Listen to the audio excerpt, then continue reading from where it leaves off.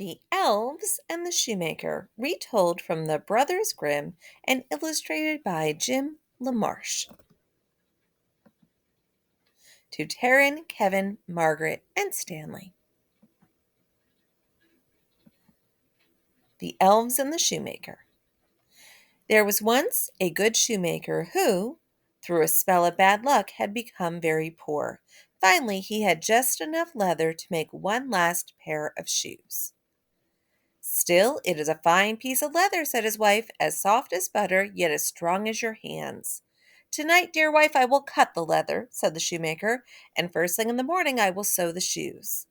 The next morning, when the couple went into the workshop, they were flabbergasted by what they found. There, on the work table, stood two shoes, perfectly finished, not a stitch out of place. But who? How? Sputtered the shoemaker. His wife could only stare. Just then, a dandy gentleman came into the shop. What magnificent shoes! Please, I must try them on, he said. The shoes fit perfectly. It was as if they had been made just for him. He was so pleased that he paid double the price. Now the shoemaker had enough money to buy leather for two more pairs of shoes. Again that evening, the shoemaker cut out the leather for the shoes and went to bed. And once again in the morning, there were the shoes, finished. Buyers were not lacking for these either, and as before, they were so pleased they paid double the price. Now the shoemaker had enough money to buy leather for four more pairs of shoes.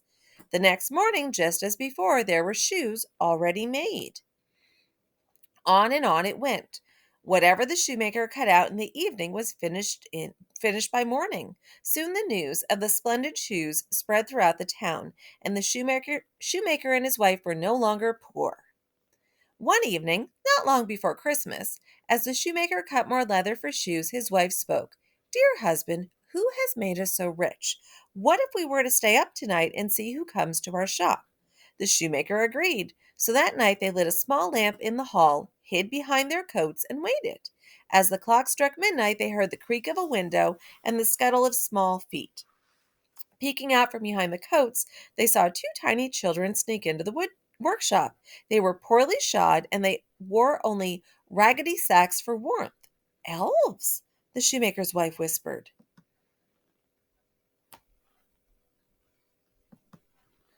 The tiny elves tiptoed across the room and climbed up onto the table. Then, humming and whistling, they began to stitch and sew and hammer so quickly with their little fingers that the shoemaker and his wife could not believe their eyes.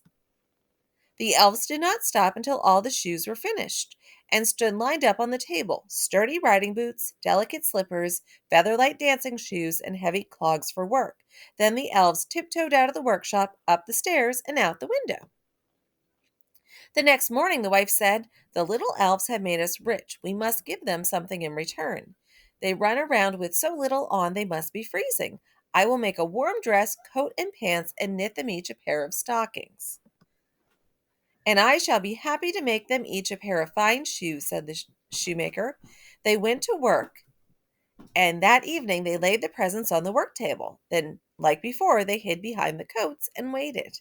At midnight, the elves quietly slipped into the shop ready for another night's work. But instead of pieces of leather, they found the beautiful presents. At first, they were too astonished to move. Then they hugged their new warm clothes and quickly put them on. When they were dressed, they leaped and bounced around the room, singing, Now we're elves so fine to see, no longer cobblers will we be. They jumped over chairs, raced around the shop, and finally ran out the door. The click and clack of their new shoes echoed through the streets. From that time on, the little elves were not seen again, but the shoemaker and his wife lived a long and happy life.